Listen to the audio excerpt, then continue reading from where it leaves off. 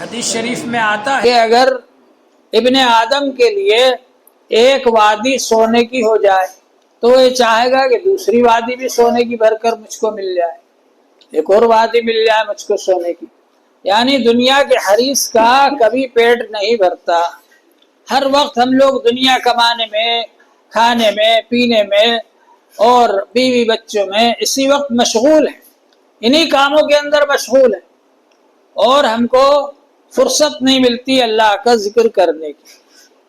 حضرت شاہ وصی اللہ صاحب رحمۃ اللہ علیہ فرماتے تھے 24 گھنٹے میں سے 24 منٹ بھی آپ کو اللہ کا ذکر کرنے کی فرصت، کم سے کم 24 گھنٹے میں سے 24 منٹ نکال لیں کہ اس وقت ہمیں اللہ کا ذکر کرنا ہے، اور اس وقت یہ تسبیحات پڑھ لیا کریں۔ تو ہم کو اللہ کا ذکر کرنے کے لیے کیا کرنا پڑے گا؟ وَاذْكُرِ اسْمَ رَبِّكَ وَتَبَتَّلْ إِلَيْهِ تَبْتِيلًا۔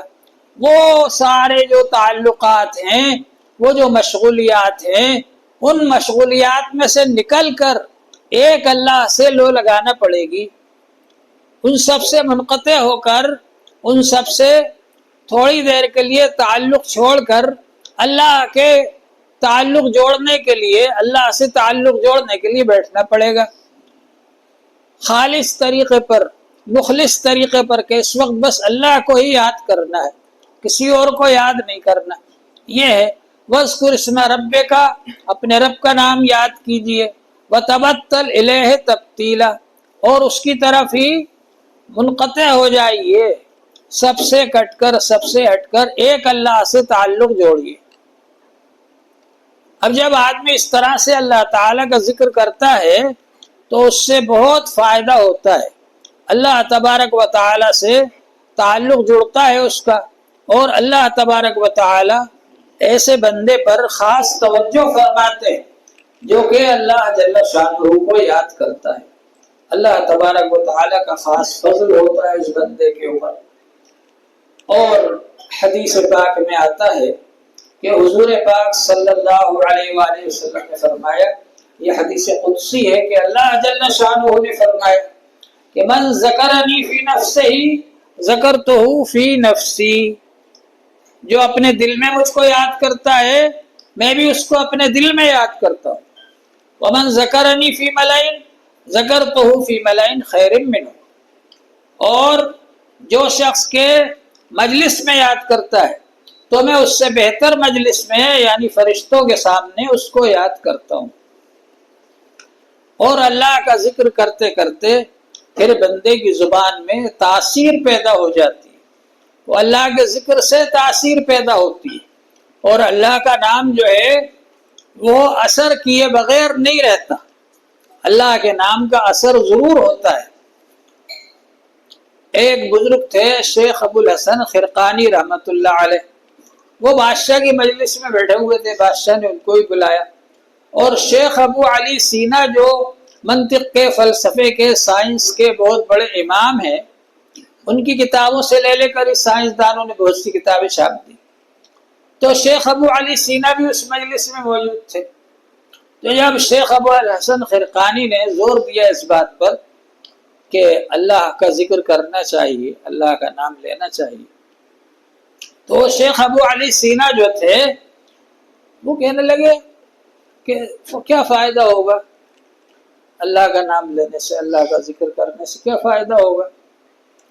تو وہ شیخ ابو الحسن خرقانی نے ان سے کہا، خر نبی دانت، ایک گدھے تو نہیں جانتا ہے، اتنا بڑا سائنسداں بادشاہ کی مجلس میں، بھرے دربار میں اس کو گدھا کہہ دیا، اس کا چہرہ سرخ ہو گیا، سانس پھولنے لگی، لمبی لمبی سانسیں آنے جانے لگی۔ اس کے بعد شیخ ابو الحسن خرقانی نے کہا، نہیں آپ تو بڑے آدمی ہیں، اچھے آدمی ہیں، میں جانتا ہوں آپ کو، اور آپ نے بہت کام کیا ہے، اور بڑے سائنسداں ہیں آپ، اور بہت سی کتابیں ہیں آپ کی، بڑے مصنف ہیں۔ تو پھر ان کا چہرہ بدلا اور پھر وہ سانس بھی ٹھیک ہو گئی۔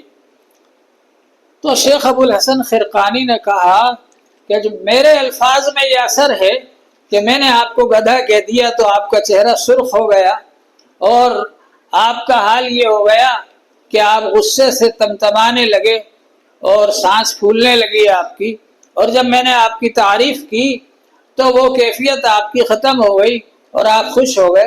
جب میرے کلمات میں، میری باتوں میں یہ اثر ہے تو اللہ کے نام میں اور اللہ کے کلمات میں کتنا اثر ہوگا۔ تو اللہ تبارک و تعالیٰ کا نام لیا جائے گا، جب ذکر کیا جائے گا تو انشاءاللہ تعالیٰ اس کے اثرات، اس کی تاثیرات ہمارے اوپر ہوں گی، اثرات ہوں گی اس کی۔ جو اللہ کا نام لیتے ہیں ان کی زبان میں الگ اثر ہوتا ہے، اور جو اللہ کا نام نہیں لیتے، غافل ہیں، تو ان کا کوئی اثر بھی نہیں ہوتا۔ آپ نے سنا ہوگا کہ بغداد پر جب تاتاریوں نے حملہ کیا تھا 2 لاکھ سے زیادہ مسلمانوں کو شہید کر دیا، اور اتنا رعب تھا تاتاریوں کا کہ ایک عورت بھی اگر یہ کہتی کسی مسلمان سے کہ یہاں کھڑا رہنا، جانا نہیں، میں چھرا گھر سے لے کر آ رہی ہوں، تجھے ذبح کروں گی، تو اس مسلمان کی یہ ہمت نہیں تھی کہ وہاں سے چلا جائے، اور وہ عورت آرام سے جا کر گھر سے چھرا لے کر آتی اور اس کو لٹا کر ذبح کرتی۔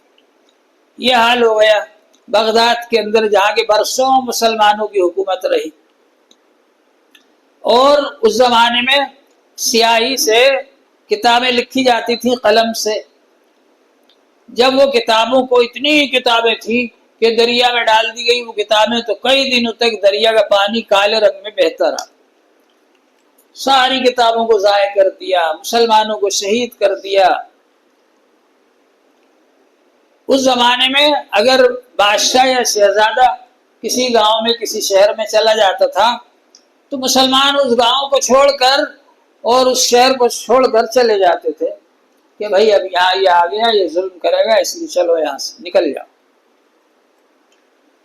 ایک شہر کے اندر، دربند ایک شہر ہے، وہاں پر ایک شہزادہ گیا تو سارا شہر خالی ہو گیا۔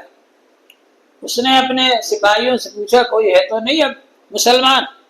کہنے لگے ایک بڑے میاں بیٹھے ہوئے ہیں ایک مسجد کے اندر، اور ان کے ساتھ ایک لڑکا بیٹھا ہوا ہے ان کا خادم، وہ نہیں گئے۔ اچھا وہ لوگ نہیں گئے؟ لاؤ پکڑ کے لاؤ میرے پاس۔ اب پولیس گئی ان کو ہتھ کڑی پہنا کر اور لا کر کے اس شہزادے کے سامنے کھڑا کر دیا۔ شہزادے نے پوچھا کہ بڑے میاں تم گئے نہیں؟ کہا ہم کیوں جاتے، ہم تو اللہ کے گھر میں بیٹھے ہوئے تھے۔ کہا تم کو مجھ سے ڈر نہیں لگتا؟ کہ نہیں لگتا ڈر، ہم تو اللہ سے ڈرتے ہیں۔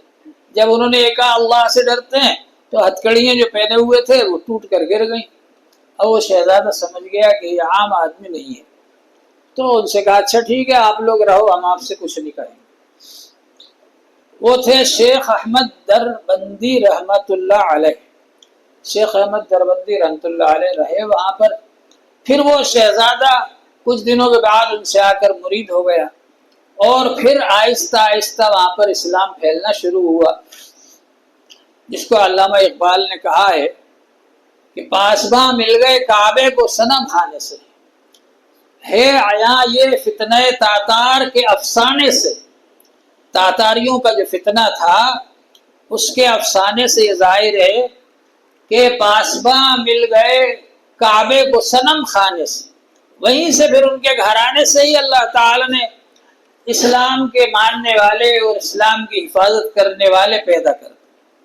تو بہرحال اللہ جل شانہ کا نام جب لیا جاتا ہے تو اس کے اثرات ہوتے ہیں، لیکن وہ نام جو ذکر کرنے والا ہے وہ لے گا تو اس کا اثر کچھ اور ہوگا، اور جو اللہ کا ذکر کرنے والا نہیں ہے وہ اس نام کو لے گا تو اس کا اثر کچھ اور ہوگا۔ حضرت شیخ فرید گنج شکر رحمۃ اللہ علیہ کے پاس میں ایک عورت آئی اور کہا میں بہت غریب ہوں اور بہت پریشان ہوں اور کچھ ہے نہیں میرے پاس روپیہ پیسہ۔ تو حضرت نے کہا ایک اینٹ اٹھا کر کے لیا۔ وہ ایک اینٹ اٹھا کر کے لائی، حضرت نے اس پر پڑھا، اس کے سامنے ہی پڑھا قل هو اللہ احد۔ جب پڑھا تو وہ اینٹ سونے کی بن گئی، اس کو دے دیا، کہا یہ لے جا، اس سے اپنا خرچ چلانا۔ تو بڑھیا نے سوچا یہ تو بہت اچھا نسخہ مل گیا، اب کچھ دنوں کے بعد اس نے وہیں سے اپنے گھر کے پاس سے ایک اینٹ اٹھائی اور اس پہ قل ہو اللہ شریف پڑھ کے پھونکا تو وہ سونے کی نہیں بنی۔ اب بہت پریشان، وہ آئی حضرت کے پاس، کہا حضرت آپ نے قل ہو اللہ پڑھ کر پھونکا تھا، ایک اینٹ مجھ کو سونے کی بنا کر دی تھی، میں نے چاہا کہ ایک اور اینٹ سونے کی بنا لوں، میں نے پڑھ کر پھونکا تو سونے کی بنی نہیں۔ تو حضرت نے فرمایا کہ فرید الدین کی زبان کہاں سے لاؤ گے؟ تو اللہ کا ذکر جب کیا جاتا ہے تو اس میں تاثیر پیدا ہو جاتی ہے، اثرات پیدا ہو جاتے ہیں، اور جب اللہ کا ذکر نہیں کیا جاتا تو وہ اثرات نہیں ہوتے۔ تو اللہ کے ذکر میں بڑا اثر ہے، انسان جب اللہ کا ذکر کرتا ہے تو اس کے بہت سارے فائدے اس کو حاصل ہوتے ہیں، اللہ سے تعلق جڑتا ہے، اللہ سے محبت ہوتی ہے، اور پھر یہ جو نماز اور روزہ اور زکوٰۃ اور حج ہم قانون سمجھ کر کرتے ہیں، اس کو اللہ کی محبت میں کرنے لگتے ہیں، پھر اس کا مزہ ہی الگ ہوتا ہے۔ آپ دیکھیں گے ایک تو گنا ہے، گنا، اور ایک بانس ہے۔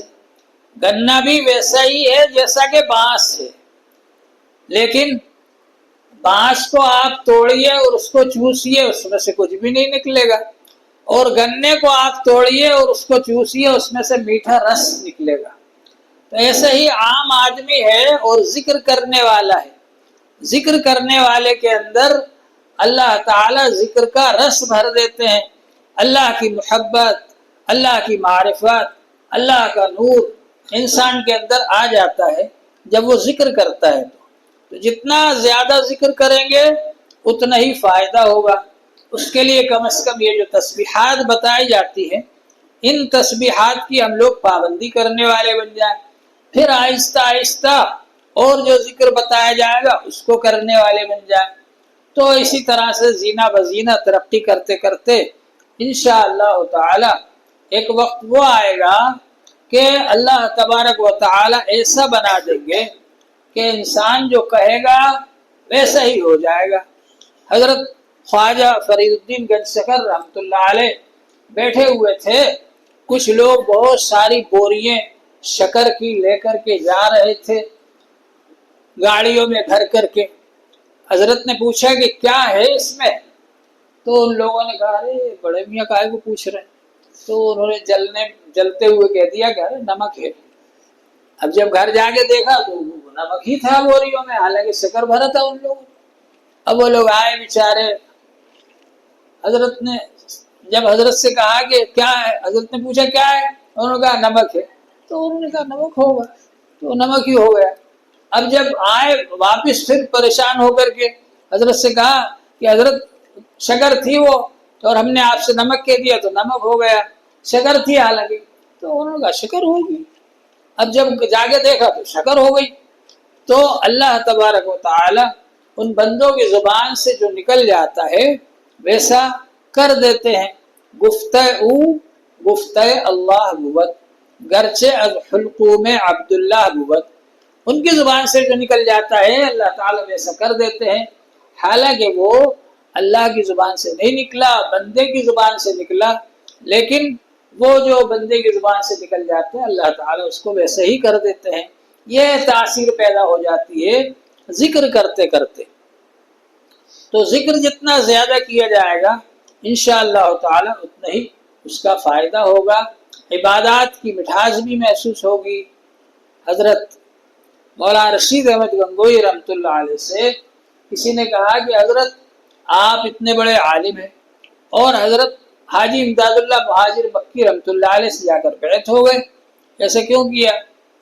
تو حضرت نے فرمایا ہماری مثال اور حاجی صاحب کی مثال ایسی ہے جیسے ایک آدمی جو ہے وہ مٹھائی کے نام جانتا ہے، یہ برفی ہے، یہ قلاقند ہے، یہ جلیبی ہے، یہ امرتی ہے، یہ فلاں ہے، نام جانتا ہے، اور ایک آدمی نام کسی کا بھی نہیں جانتا مگر ان کے سامنے سب مٹھائیاں رکھی ہوئی ہیں، وہ کبھی برفی میں سے کھا رہے ہیں، کبھی قلاقند میں سے کھا رہے ہیں، کبھی جلیبی کھا رہے ہیں، کبھی امرتی کھا رہے ہیں، کبھی کچھ کھا رہے ہیں۔ تو حاجی صاحب جو ہے نام تو نہیں جانتے لیکن ان کو وہ ساری کیفیات اور لذات اور مٹھاس حاصل ہے۔ اور ہم لوگ نام جانتے، ہم کو وہ چیز حاصل نہیں تھی، اس لیے ہم جا کر حاجی صاحب رحمۃ اللہ علیہ سے بیعت ہوئے۔ تو یہ ذکر کرتے کرتے جب آدمی کا تعلق اللہ تعالیٰ سے جڑ جاتا ہے تو پھر اس کے اندر وہ کیفیات حاصل ہو جاتی ہے۔ ایک تو ہے شریعت کہ آدمی شریعت کا جو قانون ہے اس کی پابندی کرے، حلال کو حلال سمجھے، حرام کو حرام سمجھے، گناہوں کے کاموں سے بچے۔ حضرت شیخ عبد القادر جیلانی رحمۃ اللہ علیہ کے پاس ایک بار شیطان آیا اور شیطان نے یہ آواز لگائی کہ میں خدا ہوں، اے عبد القادر میں تیری عبادت سے بہت خوش ہو گیا اور اب میں نے تیرے لیے سب جائز کر دیا، حرام کو بھی جائز کر دیا، حلال تو ہے ہی جائز۔ شیخ عبد القادر جیلانی رحمۃ اللہ علیہ نے سوچا کہ حرام تو جائز ہو ہی نہیں سکتا کسی کے لیے، یہ تو شیطان ہے۔ تو انہوں نے کہا لا حول ولا قوت الا باللہ، تو شیطان ہے۔ لاہور پڑا تو بھاگ گیا وہ۔ پھر اس نے دوسرا داؤ چلا اور یہ کہا کہ عبد القادر تم کو تمہارے علم نے بچا لیا۔ پھر حضرت شیخ عبد القادر جیلانی رحمۃ اللہ علیہ نے لاہور پڑھی اور کہا شیطان پھر مجھے دھوکہ دیتا ہے، مجھ کو میرے اللہ نے بچا لیا۔ انسان اللہ کے فضل سے بچتا ہے۔ تو بہرحال انسان گناہوں سے بچے اور اللہ تبارک و تعالیٰ کی اطاعت اور فرما برداری کرتا رہے تو پھر وہ اللہ تعالیٰ کے بہت قریب ہو جاتا ہے اور اللہ تبارک و تعالیٰ اس کو اپنا محبوب بنا لیتے ہیں، اور دنیا کے اندر بھی اللہ تعالیٰ اس کو نوازتے ہیں اور آخرت میں بھی نوازتے ہیں۔ استغفار آدمی پڑھتا رہے، استغفار کی جو فضیلت ہے اور جو فائدے ہیں بہت زیادہ ہیں۔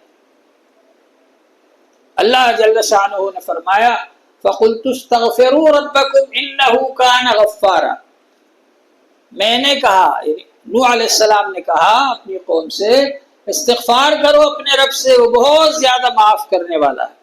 یرسل السماء علیکم مدرارا، مسلسل بارش برسائے گا تمہارے اوپر، موسلادھار بارش برسے گی۔ وَيُمْدِدْكُمْ بِأَمْوَالٍ وَبَنِينَ وَيَجْعَلْ لَكُمْ جَنَّاتٍ وَيَجْعَلْ لَكُمْ أَنْهَارًا۔ استغفار کا فائدہ یہ ہے کہ اللہ تعالیٰ تمہاری مدد کرے گا مال دے کر اور بیٹے دے کر، مال سے اور بیٹوں سے مدد کرے گا۔ وَيَجْعَلْ لَكُمْ جَنَّاتٍ، اور تم کو باغات دے گا، وَيَجْعَلْ لَكُمْ أَنْهَارًا، اور تم کو نہریں دے گا۔ یہ دنیا ہی میں، آخرت میں تو ملے گا ہی، یہ سب تو دنیا کے فائدے ہیں۔ تو استغفار ایسی چیز ہے کہ آدمی گناہ دھلتے ہیں اس سے۔ طوبیٰ لمن وجد فی صحیفتہ استغفارا کثیرا، اس بندے کے لیے خوشخبری ہے جو اپنے نامہ اعمال میں بہت زیادہ استغفار پائے۔ حضور پاک صلی اللہ علیہ وآلہ وسلم ایک مجلس میں 70 بار اور ایک روایت میں 100 بار استغفار کرتے تھے۔ آپ کو کیا ضرورت تھی؟ آپ تو بخشے بخشائے ہیں۔ غفر لک اللہ ما تقدم من ذنبک وما تأخر، آپ تو معصوم ہیں، آپ سے کوئی گناہ ہو ہی نہیں سکتے۔ چھوٹی موٹی اگر کوئی لغزش ہے تو اللہ نے پہلے سے اعلان کر دیا کہ ہم نے سب بخش دیا، تو آپ کو استغفار کی کوئی ضرورت ہی نہیں تھی۔ ہم جیسے گناہ گاروں کو سکھانے کے لیے حضور پاک صلی اللہ علیہ وسلم استغفار کرتے تھے، اس لیے ہم کو بھی بہت زیادہ استغفار پڑھنا چاہیے۔